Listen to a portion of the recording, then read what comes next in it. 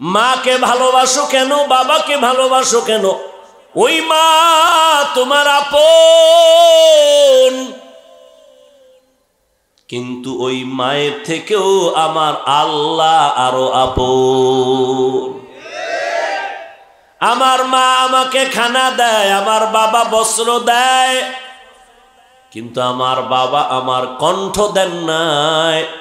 আমার বাবা আমার জন্য সূর্য বানায়া দেন নাই, আমার প্রয়োজনে বাতাস আমার আব্বা দেন নাই, আমার কথা বলার মেশিনটা চালু রাখার ক্ষমতা আমার আব্বা দেয় নাই, আমার চোখের পাওয়ার আমার আব্বা দেয় নাই। সব পেছনে দেওয়ার মালিক একজন, তিনি কে? কাদের কুদরতু দারি বরকামাল, আন্তা রব্বি আন্তা হাসবি যুল জালাল, তুহি কাদের জলিলুল্লাহ জাহাদার, বহর হালে তুহি মেরা নিগাহদার। দুই ভাই যদি মিল না হয়, ওখানে ভাইয়ের মধ্যে ভালোবাসা ফুটে না। দাম্পত্য জীবন, স্বামী আর স্ত্রীর মন যদি এক না হয়, ফুলের বাগানে ফুল ফুটে না। ঠিক নেই? ওমরে ফারুক বসে আছেন মসনদের ভেতরে, খেলাফতের আদালতে। হঠাৎ তাকায় দেখেন এক আল্লাহর বান্দা একটা শিশু বাচ্চা কাদের মধ্যে নিয়ে বড় আদর করতেছে। খলিফাতুল মুসলিমিন ওমরের নজর পড়ে গেল। ওমর ডাক দিয়া কয়, বাবা শুনিন, এই বাচ্চাটাকে যারে এত আদর করেন, বলে আমার সন্তান। এত আদর কেন করেন? এটা তো স্বাভাবিক আদরের থেকেও বেশি হয়ে গেল। অনেকে একটা সন্তান পাইয়া কতবার আব্বু আব্বু কইয়া ডাকলা, আর আমার মাওলায় যে তোমার একটা সুন্দর ফুটফুটে বাচ্চা দিলেন, ওই মাওলারে কয়বার আল্লাহ কইয়া ডাকছো? दुनिया में हो दुनिया का तलबगार ना हो, बाजार से गुजर हो खरीदार ना हो।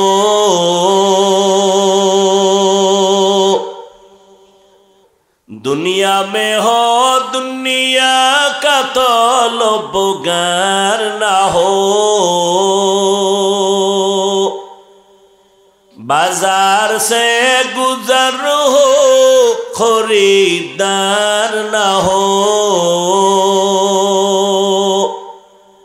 ये दुनिया एक मिसले कागज फूल है, ये दुनिया एक मिसले कागज फूल है।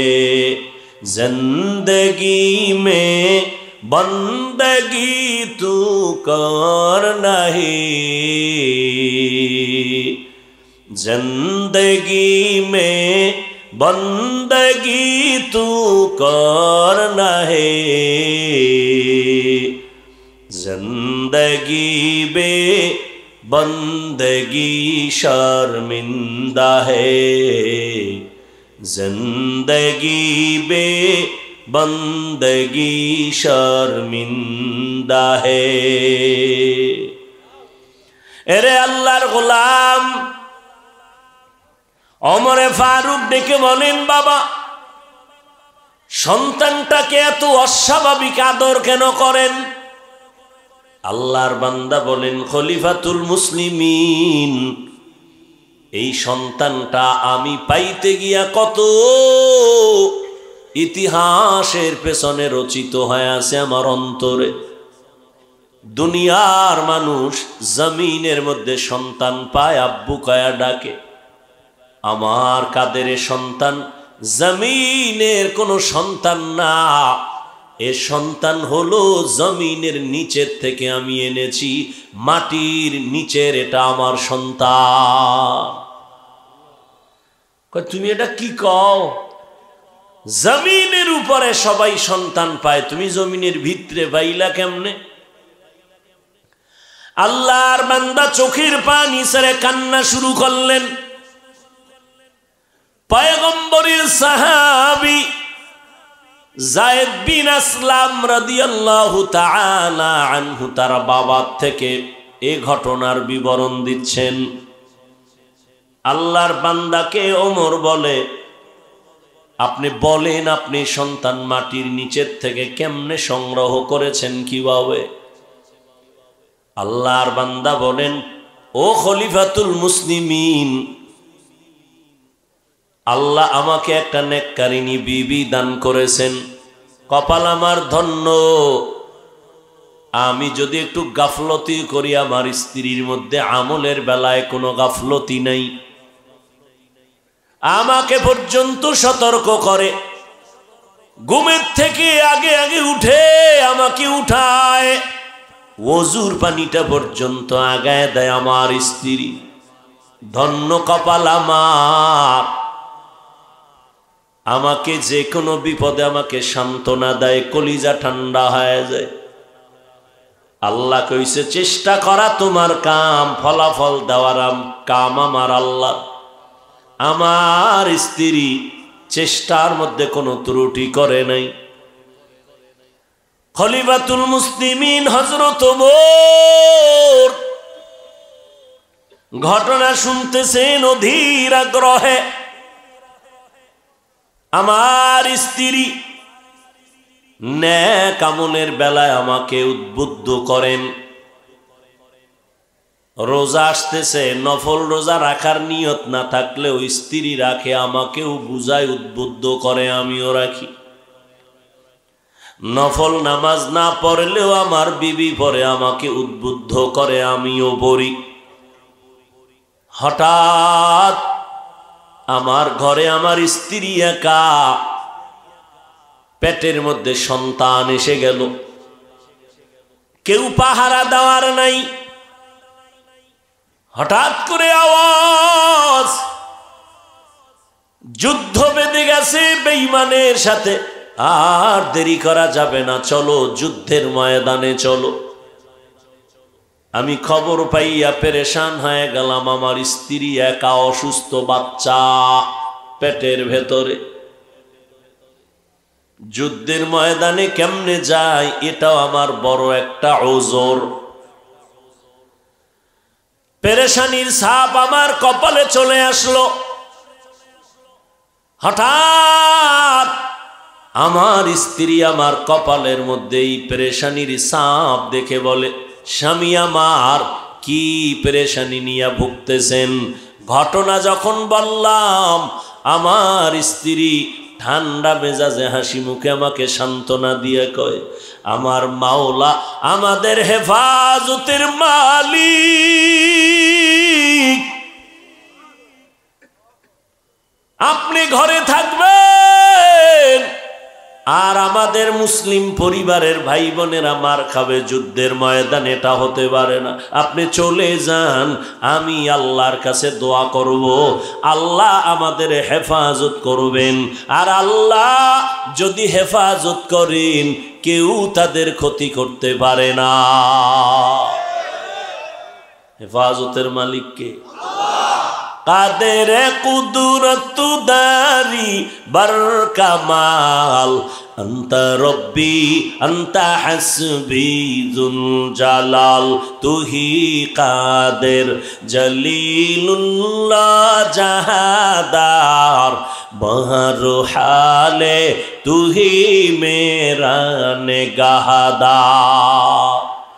এরে পর্দার আড়ালের আম্মা জানেরা, আপনাদের জীবনটা কতই যে ধন্য। আপনারা নবীদের মায়ের মতো দামি মা, সাহাবায়ে কেরামদের মায়ের মতো মা, আলেম ও হাফেজে কোরআনের মায়ের মতো মা। এই জমিনে আপনারা খাদিজা রাদিয়াল্লাহু আনহার মতো ইতিহাস শ্রেষ্ঠ নারী। আরে আম্মা জান, আপনারা আয়েশা রাদিয়াল্লাহু আনহার মতো দামি নারী, ফাতেমা রাদিয়াল্লাহু আনহার মতো নারী, ঈসা নবীর মা মারিয়াম আলাইহাস সালামের মতো দামি নারী, ইসমাইল নবীর মা হাজেরা আলাইহাস সালামের মতো দামি নারী, বেঈমান ফেরাউনের স্ত্রী জান্নাতি নারী আসিয়ার মতোই আপনারা নারী। আরে আম্মা জান, আপনার আদর্শ যদি সুন্দর হয়, আপনি আম্মার একটা আদর্শর দ্বারাই এই দাম্পত্য জীবন সুখময় করাটা অনেক সম্ভব। আরে আম্মা জান, একটা স্বামী কামাই করে কত টাকা বেতন? যদি জানে 20,000 টাকা বেতন, 500 টাকা যদি বেশি আসে, জিজ্ঞাসা করে 500 টাকা বেশি কেন? এই মাসে একটা জবাব দিল, সামনে মাসেও যদি বেশি আনে জবাব দিল। এইভাবে যদি জিজ্ঞাসা করে আর বুঝাইতে থাকে, জমিনের কোনো স্বামী কোনো দিন না খায়া থাকলেও হারাম খাবে না। এরে আম্মা জানেরা, একটা সন্তানকে যদি আপনি আদর্শওয়ালা বানাইয়া বারবার বুঝাইতে থাকেন, নামাজের দাওয়াত দেন, কোরআন তেলাওয়াত, কোরআনের তালিম দেন, বুঝাইতে থাকেন, এই সন্তান আপনার আশীর্বাদ আর দোয়া নিয়ে কামিয়াবির দরজায় চলে যাবে। আল্লাহর বান্দি সান্ত্বনা দিয়ে কয়, স্বামী আমার যুদ্ধের ময়দানে চলে যান, আল্লাহ হেফাজত করবেন আমাদেরকে, আমরা গুনাহ করি নাই, ফেরেশতা দিয়া আল্লাহ হেফাজত করবেন। খলিফাতুল মুসলিমিন আমার স্ত্রীর সান্ত্বনার বাণী শুনিয়া আমি যুদ্ধের ময়দানে যাওয়ার জন্য রেডি হয়ে গেলাম। এমন টাইমেও আমার স্ত্রী আমাকে উপদেশ দেয়, বুঝায়, ও স্বামী আমার, যেহেতু সফরে যাইতেছেন একটু সুন্দর করে ওযু বানায় 2 রাকাত নামাজ পড়ে যান। স্ত্রী আমাকে বলার পর আমি ওযু বানাইয়া 2 রাকাত নামাজ পড়িয়া রব্বে কারীমের দরবারে দোয়া করলাম, হে আল্লাহ, আমার স্ত্রীর গর্ভে একটা বাচ্চা তুমি কুদরতের হাতে হেফাজত করিও, তুমি ছাড়া আমাদের কেউ নাই। দোয়া করিয়া কান্নার হালাতে আমি ঘর থেকে বিদায় নিয়ে যুদ্ধের ময়দানে চলে গেলাম। আল্লাহর মোহাব্বতে যুদ্ধের ময়দানে যাইয়া যুদ্ধ পরিচালনা শেষ, বাড়ির দিকে রওয়ানা, গাজীর মর্যাদা নিয়ে বাড়ি রওয়ানা। হেঁটে হেঁটে বাড়িতে চলে আসলাম। বাড়ির যত কাছে আগাই কেমন যেন শরীরটা নিস্তেজ হয়ে যায়, শক্তি দুর্বল, পেরেশানি পেরেশানি ভাব। বাড়ির আঙ্গিনায় যখন ঢুকি পুরা বাড়িটা নীরব, মনে হয় যেন একটা শোকের অবস্থা চলতেছে, কোনো আওয়াজ নাই। ঘর আমার কাছাকাছি যত আগাই, ঘরের কিনারায় হাজির হইয়া দরজার সামনে দাঁড়ায়া সালাম দিলাম, আসসালামু আলাইকুম ইয়া আহলাল বাইত। কিন্তু ঘর থেকে কোনো আওয়াজ নাই। ঘুইরা গিয়ে দেখি দরজার পেছনে তালা লাগানো, পার্শ্বে আমার চাচতো ভাইয়ের ঘর। ডাক দিলাম, কিরে আমার ঘরে তালা কেন? ভাই কান্না অবস্থায় বেরিয়ে ডাক দিয়া কয়, রে ভাই, তুমি যখন যুদ্ধের ময়দানে গেছো, তোমার স্ত্রী আমার ভাবি হঠাৎ অসুস্থ হয়ে জমিন থেকে বিদায় হয়ে গেছে। আমরা দাফন কাফন করাইয়া ঘরের মধ্যে তালা লাগাই দিছি। আল্লাহর বান্দা কান্না করে বলে, ভাই কপাল আমার কি পরীক্ষায় পড়ে গেলাম, চলো বিবির কবর কোথায় দিছো জিয়ারত করে আসি। সন্ধ্যাবেলা চাচতো ভাইয়ের সাথে কবরের দিকে রওয়ানা। বাগানের ভেতরে, বাড়ির পেছনে যতই সামনে আগাই কোনো লাইট নাই, বাতি নাই, কিন্তু পুরা জঙ্গল বাগান, আলো আলো ভাব। যত আগাই তত দেখি আলো, তত আলো। কিনারায় যাইয়া দেখি কবরের মাঝখান থেকে একটা আলোর বাতি এরকম উপরের দিকে ঝলমল করতেছে, আর ওই আলোতে পুরা বাড়ি আঙ্গিনা আর বাগান আলোকিত হয়ে আছে। কবরের মধ্যখান থেকে আলো কেন? আমি কান্না করে বেহুশ হয়ে যাইতেছিলাম। সিদ্ধান্ত নিলাম কবরটা খনন করে দেখব এই আলোটা কেন আসে। চাচতো ভাইকে বললাম, তাড়াতাড়ি যাও, কবর খনন করার হাতিয়ারটা নিয়ে আসো। ভাই হাতিয়ার আনতে রওনা। আমি একা দাঁড়ানো, মাওলার দরবারে কত কল্পনার কান্না কাঁদছি। ও মাওলা, তোমারে ভুলি নাই, তুমি এই পরীক্ষায় আমারে ফালাইছো। সহ্য করতে পারি না রে মালিক। হঠাৎ করে একটা গায়েবী আওয়াজ আসতেছে, আর তাকায় দেখি কবরের মধ্যখান থেকে ফাঁকা হয়ে গেছে।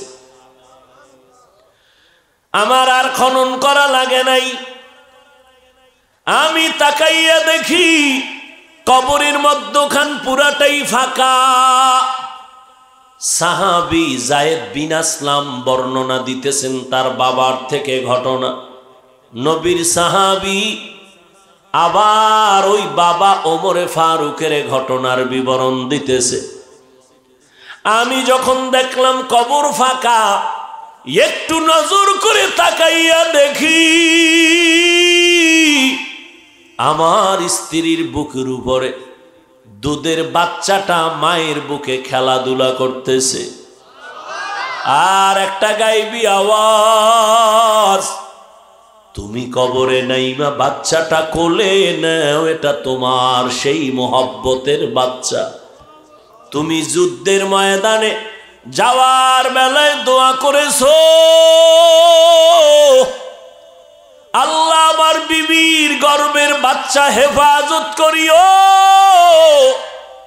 ওই দিন যদি তুমি বিবির জন্য দোয়া করতা, আল্লাহ স্ত্রীকেও হেফাজত করিও। আজ আইসা তুমি স্ত্রীকেও সুন্দরভাবে পেয়ে যাইতা। আস-সাইয়ু মিন্নি ওয়াল ইতমামু মিনাল্লাহ। বান্দার কাজ হলো চেষ্টা করো। বাচ্চা হাঁটতে পারে না, মা বাবা বাচ্চাটারে দাঁড় করায় কিছুক্ষণ ধইরা ছাইরা দেয়।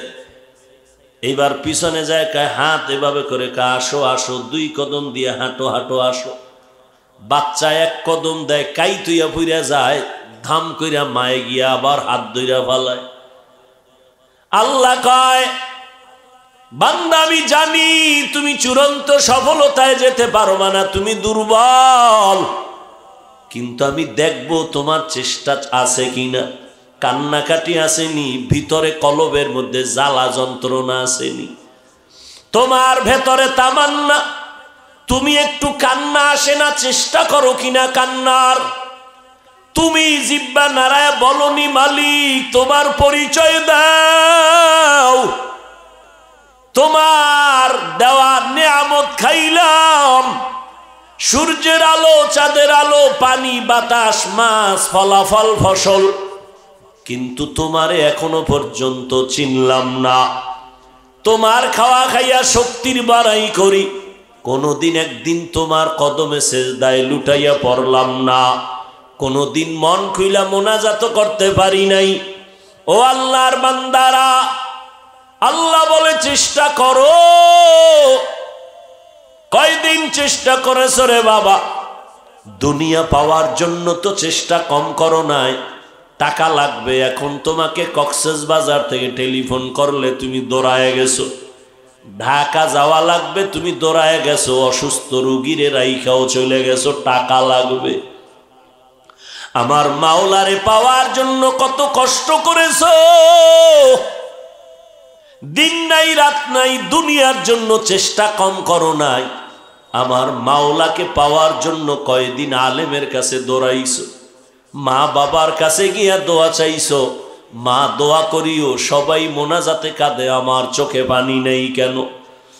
আল্লাহর কাছে পেছনের গুনাহ থেকে ক্ষমা চাইয়া।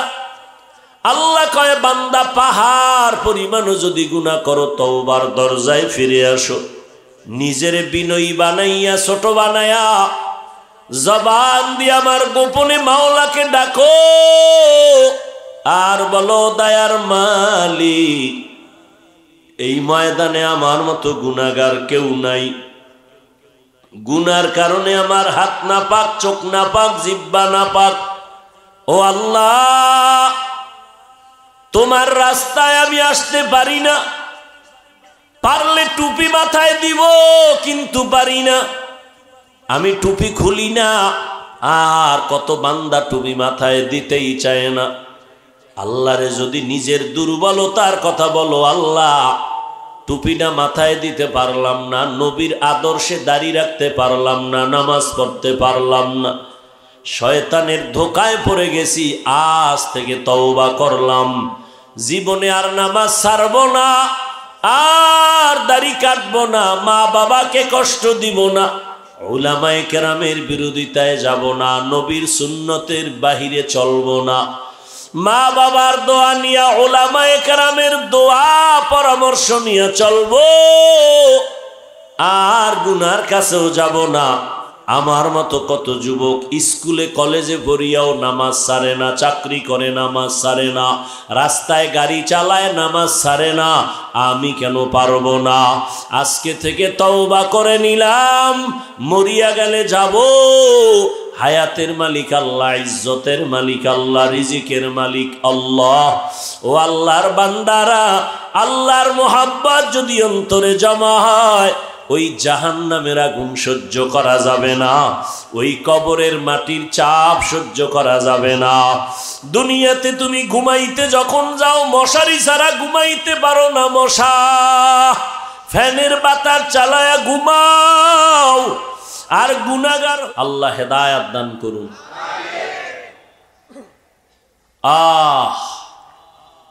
এখানে যতক্ষণ এই মজলিসটা চলমান ততক্ষণ অনবরত আল্লাহ তাআলা রহমত বর্ষণ করবেন, এবং এই পুরা প্যান্ডেলকে ফেরেশতারা হাতে হাত লাগায়া বেষ্টন করে আছেন। বিশ্বাসের নাম ইমানদার, অবিশ্বাস করলে বেঈমান। এবং আশ্চর্য, এইরকম এক মজলিস আল্লাহ আরশে আজিমে ফেরেশতা দিয়া মিলাই দিছেন। আল্লাহ সব জানেন না, সব দেখেন না, এরপরও ফেরেশতাকে বলে এই ফেরেশতারা, খাগডহর মাদ্রাসার ময়দানে এরা কারা আসছে, কেন আসছে? ও আল্লাহ, তোমার কিছু গুনাহগার গোলাম তোমাকে চায়, তোমার জান্নাত চায়, জাহান্নাম থেকে মুক্তি চায়। এ ফেরেশতারা বল, এরা আমাকে কোনোদিন দেখছেনি? বলে না, কোনোদিন দেখে নাই। যদি দেখতো, ফেরেশতারা বলে কলিজা দিয়া তোমাকে পাওয়ার জন্য পাগল হয়ে যাইত। আমার জান্নাত দেখছেনি? বলে না, দেখে নাই। যদি দেখতো, বলে কলিজা দিয়া জান্নাতে ঢোকার জন্য বেকারার হয়ে যেত। আমার জাহান্নাম দেখছে নাকি? না। যদি জাহান্নাম দেখতো তো কেমন করতো? বলে জীবন পণে ভাগার জন্য প্রচেষ্টা চালাইতো। ফেরেশতারা, তোদের সাক্ষী বানায় বলতেছি, তোরাই তো এক সময় বাধা দিছিলি মানুষ বানাবার কোনো প্রয়োজন নেই, এরা আমার ইবাদত করবে না। আজ আমি বলে দিলাম, তোমাদের সাক্ষী বানাইয়া বললাম, যত মানুষ এখানে আসছে তোমরা সাক্ষী হয়ে যাও, এদের জীবনের সব গুনাহ আমি মাফ করে দিয়েছি।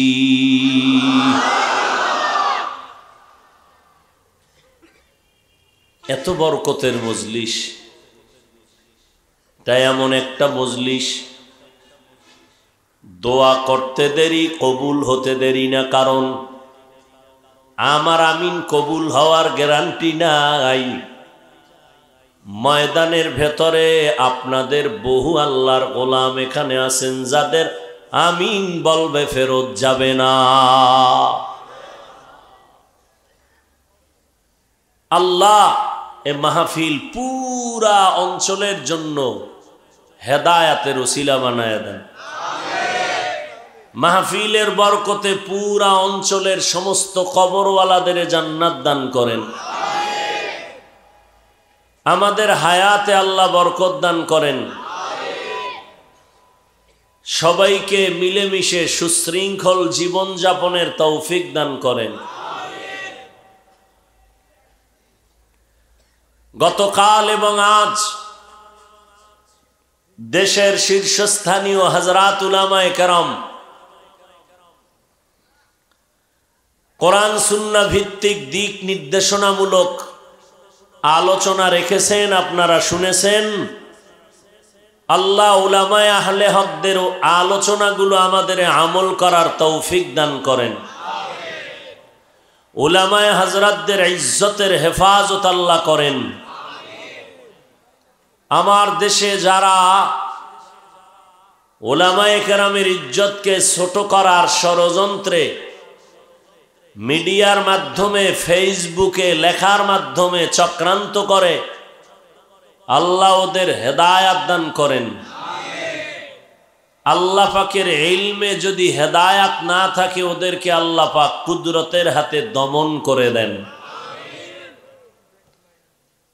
বয়ান শোনার থেকে বেশি বরকত দোয়া,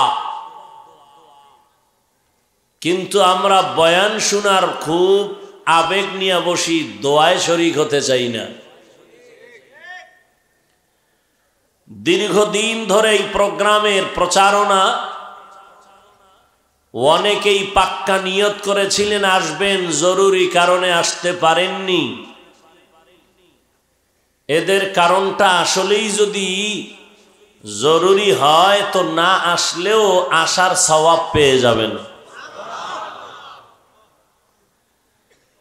কিন্তু দুঃখ তাদের জন্য যারা এসেছেন কিন্তু প্যান্ডেলে ঢুকতে পারেন নাই। এই আপনারা কি শুরু করলেন? বয়ান শুরু করলাম না, এর মধ্যেই গজব শুরু। তো আপনি বসতে পারবেন না, ঢুকলেন কেন? ওই আমার আরো ভাইরা দাঁড়ায় আছে, এদের মতো দাঁড়াইয়া ফাঁকে ফাঁকে গিয়া বিড়ি টানতা, কেউ দেখতো না, কারো ক্ষতিও হতো না। কপাল খারাপ হইলে কি করা? আল্লাহ হেদায়াত দান করুন।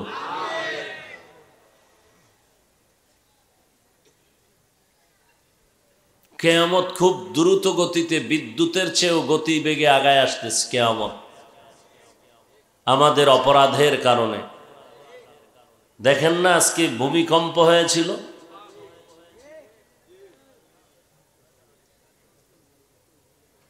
ভয় পাইয়া উঠে গেলাম ঘুম থেকে, কাঁচা ঘুম। ফজরের পরে ঘুমাইছি, রাত্রে তো ঘুমাইতে পারি নাই, আর ঘুমই হলো নাই ভয়ে। বিল্ডিং শুদ্ধা কাঁপে। চিন্তা করলাম মাত্র কয়েক সেকেন্ড, আল্লাহ যদি এটা 1 মিনিট রাখে তাই জমিন ধ্বংস করতে তো 1 মিনিটও লাগে না, সব শেষ।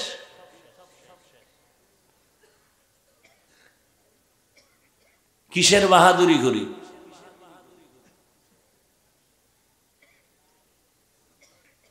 করোনা গেল, এখন ডেঙ্গু এসে করোনার থেকেও বেশি মানুষের প্রাণ কেড়ে নিল। কেমন জানি শুধু গজবের মাত্রা বেড়ে যাচ্ছে। আগুনের গজব, হঠাৎ শুনি অমুক মার্কেটে আগুন, অমুক বিল্ডিং এ আগুন, খালি আগুন।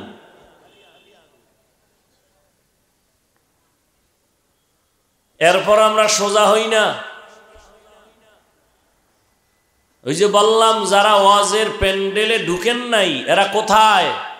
দোকানপাটে গল্প গুজবে আড্ডা দিতেছে, কেউ মহিলা প্যান্ডেল তওয়াফে আছে। হাসিয়েন না, হাসির কথা বলি নাই, লজ্জা থাকলে কান্নার কথা। লজ্জা নাই তো। ১৫০০ বছর আগে রসুল বলে গেছেন, লা ঈমান লিমান লা হায়া আলা, যাদের লজ্জা নাই তাদের ঈমান নাই। এই প্যান্ডেল কি হাসির প্যান্ডেল না কান্নার প্যান্ডেল? তা হাসেন কেন? আল্লাহ বলেন, ফাল ইয়াযহাকু কালিলা, কম হাসো, ওয়াল ইয়াবকু কাসীরা, বেশি কাঁদো। কান্না নাই, কান্নার প্যান্ডেলে বসিয়াও কাঁদে না। এমন কপাল পুরছে যে আর একজনে কান্না করলে তাও পছন্দ করে না। কি কয় জানেননি? কয় দেখ লজ্জা নাই কেমনে কাঁদে। ওরে তোমারে তো জুতার বাড়ি দিয়া জিজ্ঞাসা করা দরকার, কান্নার প্যান্ডেলে বইছো, ও বেহায়া বেলাজা, তোমার চোখে পানি নেই কেন? নাটকের প্যান্ডেলে বইসা যদি কেউ না হাসে তখন সেখানে কথা হইল আলাদা। এই ভাই, হাসির প্যান্ডেলে বসছো, হাসো না কেন? এটা তো কান্নার প্যান্ডেল, কাঁদবেই। কান্না নাই কেন? এটা আশ্চর্য। কান্না করা আশ্চর্য না, কান্না নাই কেন? গুনাহ করে করে দিলকে পাথর বানিয়েছো গুনার কারণে, শক্ত পাথর। এই শক্ত পাথরওয়ালা দিলওয়ালার চোখে পানি আসে না। দিল নরম করার একমাত্র মেডিসিন তাহাজ্জুদের নামাজ। অতিও গভীর হয় রজনী যখন, নীরবে প্রভুর নাম জপিও তখন। প্রভুর করুণা যদি পাইবারে চাও, গভীর রাতে উঠে প্রভুর গুণগান গাও। গল্প করে কত রাত কাটাইলি রে বাঙালি যুবক বৃদ্ধ মুসলমান। বিবাহের অনুষ্ঠানে নাচতে নাচতে কত রাত কাটায়া দিলা। কি মিছা কইতেছি? আহ, মাওলায় যদি তোমার ভিডিও ক্লিপটা টেনে দেয়, এমন একটা রাত কি দেখাইতে পারবা? ও আল্লাহ, গুনার কাজে যত রাত কাটাইছি, নেকের কাজে অনেক রাত কাটাইয়া দিছি। বয়ান শুই না, ঘুমাই নাই।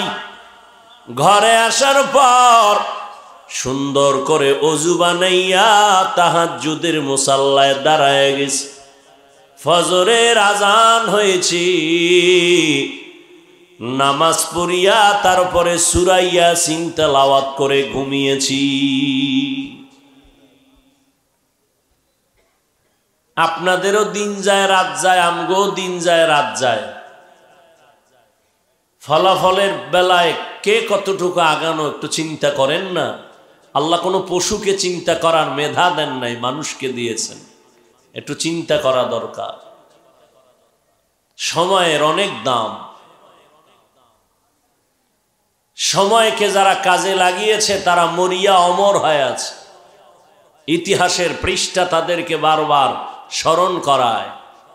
মানুষ কলিজা দিয়া দোয়া করে। ও যুবক, কি জীবনে অর্জন করেছো বলো তো? মরে গেলে কি তোমাকে কেউ মোহাব্বতে স্মরণ করে দোয়া করবে এমন কোনো কাজ করছো জীবনে? মায়ের সাথে বেয়াদবি, বাবার সাথে বেয়াদবি, এমন একটা মানুষ নাই যার সাথে তুমি খারাপ আচরণ করো নাই। সারাটা রাত মোবাইল সামনে নিয়ে শুধু গুনাহ দেখেছো সারা রাত। শিক্ষকের সাথে বেয়াদবি, ওলামায়ে কেরামের সাথে বেয়াদবি, চতুর্মুখী অভিশাপ তোমার কপালে। এমন একটা কাজ তুমি করো নাই যে কাজে খুশি হয়ে কেউ দোয়া করবে, যে কারণে মোনাজাতে অনেকে কান্না করে, তোমার চোখে পানি আসে না। কার অভিশাপ যেন তোমার কপালে লেগে আছে। এটা একটা জীবন হইল, জীবন ভর খালি মানুষের কষ্টই দিলা, কারো উপকার করতে পারলা না। তুমি একটা মানুষ, অথচ তোমার মতো আবার কত যুবক আছে 5 ওয়াক্ত নামাজ পড়ে, মা বাবার খেদমত করে, আলেমদের দোয়া নিয়ে চলে, নাই?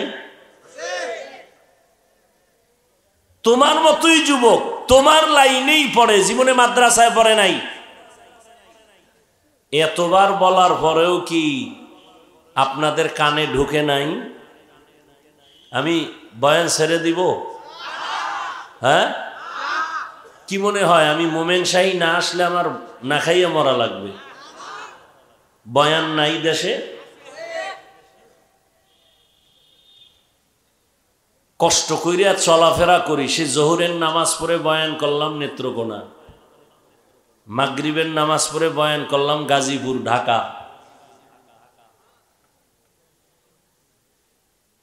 এখানে আসলাম 9টায়। মানুষকে কিছু আল্লাহর মোহাব্বতের সাথে মিলাবার ফিকিরে কিছু কথা বলতে চাই। এর উপরেও যদি আপনারা বিরক্ত হন, বিভিন্ন প্রতিবন্ধকতা তৈরি হয়, বড় আফসোস।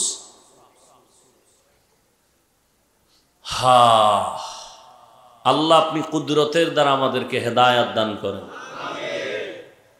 নিষেধ করার পরেও ওই পিছনে ওই পার্টি, নিষেধ করার পরেও।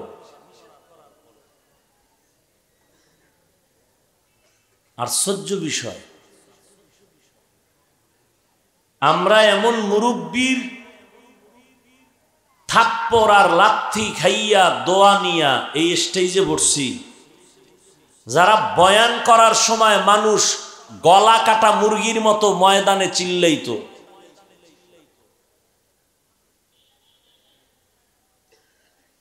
একজনে সেখানে পান খাইতো, ও সামনে যা পাইতো ওটা দিয়ে পিটাইতো। এদের ব্যাগটাই না, এদের সোহবত নিয়া দোয়া নিয়া এরপরে আসি আজও। এই জন্য ওই উল্টাপাল্টা সহ্য করতে পারি না। কতটা বুঝাইয়া আপনাদের লাইনে রাখতেছি, নি আল্লাহ একটু দয়া করে। আমার ব্যক্তিগত স্বার্থ না, এর মধ্যে যদি আবার বিশৃঙ্খলা কেউ তৈরি করে, প্রতিবন্ধকতা তৈরি করে, মন চাইলে বসলো, মন চাইলে উঠে গেল, মন চাইলে বাদাম খাইলো, কেউ বুট খাইলো। ওয়াজের প্যান্ডেলে আমার কথা সেদিন এক জায়গায় বলছি, ওয়াজ হবে, মানুষ দিন শিখার জন্য আসবে। এখানে আবার দোকানদারির দরকারটা কি?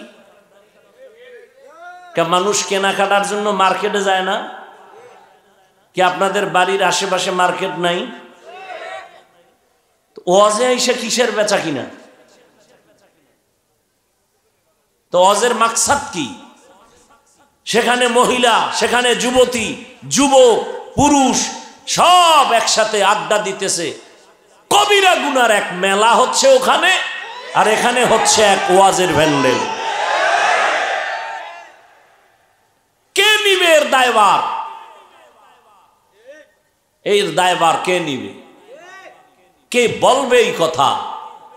বলার মানুষ নেই। ওয়াজে আইছে বেলুন কেনে, বেলুন এইটারে ডুলাইতে ডুলাইতে এরপর বাড়ি যায়। বউ কয় কি? কয় যে হাদিয়া নিয়ে আইছি আজকের ওয়াজের বরকত।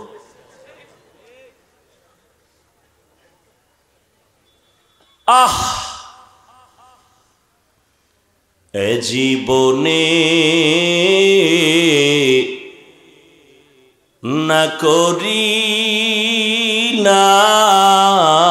বন্দেগি, গুনাহ করে কাটাইলাম জিন্দেগি। তওবা করে আবার তওবা ভাঙ্গি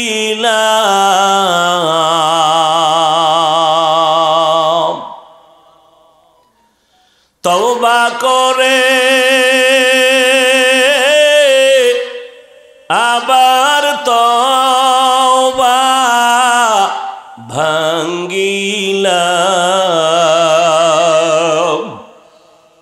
অবশেষে খাঁটি তওবা করিলাম। কি কামাই করলেন? জান্নাতের সার্টিফিকেট হাতে পাইয়া আল্লাহ ফেরেশতা জিবরাইল পাঠায়, কয় নবী 10 জন সাহাবাদের জানায় দেন এরা বিনা হিসাবে জান্নাতি।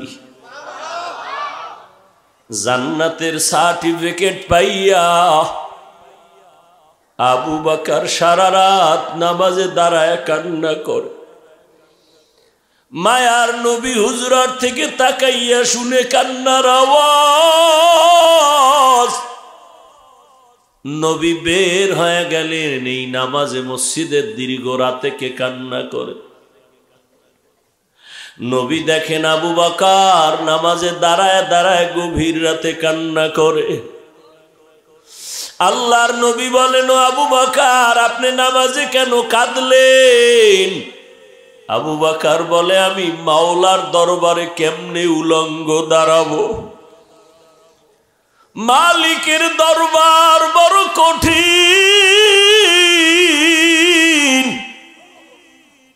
যেখানে আপন বলতে কেউ থাকবে না। একদিকে সূর্যের গরম, অপরদিকে জাহান্নামের গরম, চতুর্মুখী আওয়াজ। আল্লাহ নিজেও রাগান্বিত আওয়াজ তুলে বলবেন, লিমানিল মুলকুল ইয়াউম লিল্লাহিল ওয়াহিদিল কাহ্হার। ও যুবক, তোমরা কি মনে মনে ভাবতেছো মাওলার কোরআন বুঝি মিথ্যা? আজকে যদি একটা যুবক দাঁড়ায় বলতে পারো, হাফিজ ভাই কোরআনের মধ্যে একটা ভুল পাওয়া গেছে, যদি প্রমাণটা দিতে পারো আমি এখন দাড়ি কেটে ফেলবো, আমি এখন জামা ফালাইয়া প্যান্ট শার্ট টাই লাগায় রাস্তায় গান শুরু করব, আমি আল্লাহর বিরুদ্ধে কথা বলবো, নামাজের বিরুদ্ধে কথা বলবো, একটা ভুল পারলে কোরআন থেকে বের করে দেখাও। তুমি কে? তোমার থেকে বড় বড় মহাপণ্ডিত 1500 বছর পর্যন্ত অপচেষ্টা কম করে নাই। আল্লাহর কোরআনের একটা ভুল বের করার অপচেষ্টা করিয়া তারা ব্যর্থ হয়ে গেল। অনেকে ব্যর্থ হইয়া কালেমা পড়ে মুসলমান হয়ে গেছে। ও যুবকেরা, জবানটা নাড়াইয়া আমার মাওলার একটু জানায় দেও, আমার মাওলার কোরআন সত্য না মিথ্যা? কত পার্সেন্ট সত্য? ওই আল্লাহর কোরআনে কি জান্নাতের বয়ান আসেনি? ওই আল্লাহর কালামে কি জাহান্নামের বয়ান আসেনি? কে জান্নাতে যাবে কি জাহান্নামে যাবে আল্লাহ তাও বয়ান করেছেন। ইন্নাল আবরারা লাফি নাঈম ওয়া ইন্নাল ফুজ্জারা লাফি জাহিম। নেক আমলওয়ালারা জান্নাতি, যারা গুনাহগার তারা হবে জাহান্নামী। তবে তওবার দরজা খোলা আছে। চির জাহান্নামীও যদি মাওলার কাছে 2 ফোঁটা চোখের পানি ছেড়ে কান্না করে, আমার মাওলা কয়, সন্তান যখন কান্না করে মা বাবার মায়া মোহাব্বত বাড়ে, কাছে টানে আর কোলে নেয়, চুমু খায়। ছাত্র যখন কান্না করে শিক্ষকের কাছে নিজের বিনয়ী ভেসে দুর্বলতা প্রকাশ করে। কান্না দেখে শিক্ষকের মায়া মোহাব্বত বাড়ে, কাছে টানে আর চুমু খায়। ওই শিক্ষক আর মা বাবার থেকে আমার আল্লাহর মায়া মোহাব্বত কি কম? দুনিয়ার ভিতরে আল্লাহ 1% মায়া দিয়া বাকি 99% আল্লাহ আলাদা জমা রাখছেন। তোমার কান্নায় যদি মা বাবার দিল নরম হয়, ওস্তাদের দিল নরম হয়, আমার মাওলার অন্তর কেন নরম হবে না? এক ফোঁটা চোখের পানি ছেড়ে যদি ডাক দিতে পারো, আল্লাহ আমার মতো গুনাহগার কেউ নাই, তুমি দয়া করে মাফ করে দেও। আল্লাহ ঘোষণা দেয়, এক ফোঁটা চোখের পানির বিনিময়ে আমি তোর জন্য জাহান্নামের আগুন হারাম করে দিব। এটা কান্নার মঞ্চ, নাটকের মঞ্চ না। এখনো দিলকে সোজা করো রে বাবা। কয়দিন কত বড় বড় বাহাদুর বিদায় হয়ে গেল। এমন একটা দিন নাই যুবকের মরণের লাশের খবর নাই, একটা দিনও নাই। প্রতিদিন যুবকের মরণের খবর। পানির তলে ডুবে গেছে, গাড়ির নিচে অ্যাক্সিডেন্ট হয়ে গেছে, মায়ের কাছে বইলে গেছে বাইক নিয়ে যাইতেছি, শহর থেকে আসবো 1 ঘন্টা। 1 ঘন্টা পার হয়ে গেছে, বাবা আসে না, মায়ের অন্তরে দাগ কেটেছে। টেলিফোন করে ধরে না। 1.5-2 ঘন্টা পর কে যেন ব্যাক করে কয়, তোমার ছেলের নিয়ে নেও, লাশ হয়ে রাস্তায় পড়ে আছে। কি বাহাদুরি করি। والذين جاهدوا فينا لنهدينهم سبلنا وإن الله لمع المحسنين।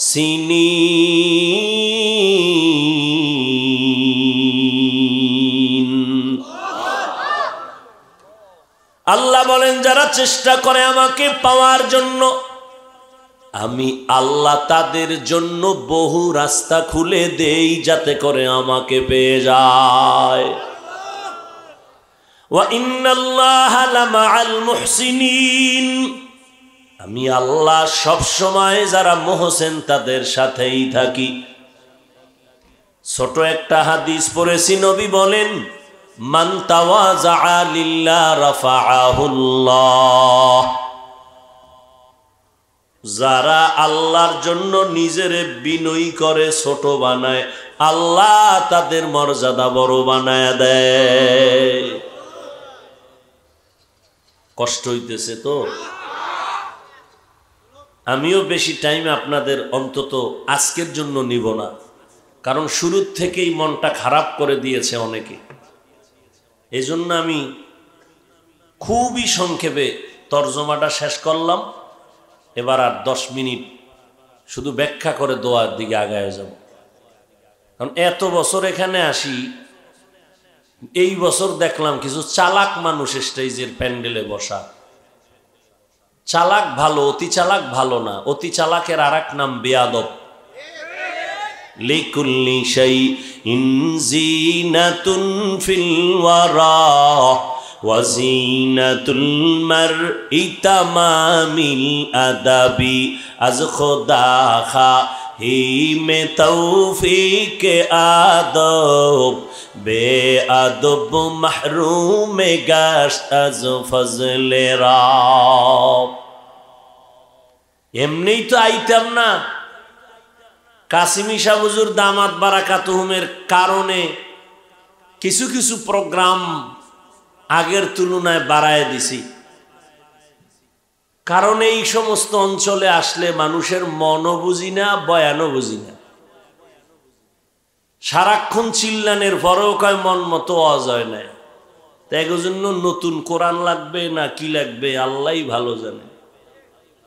আর এক সময় তো আইছি অনেক 2 দিন 3 দিন থাইকে ওয়াজ করছি। সেই ছাত্র জীবন থেকে প্রোগ্রাম করতাম। আমার তো মনে হয় না মুক্তাগাছার কোনো এলাকা বাদ আছে বয়ান করা ছাড়া। মোমিন শাহী আশেপাশে যত অঞ্চল,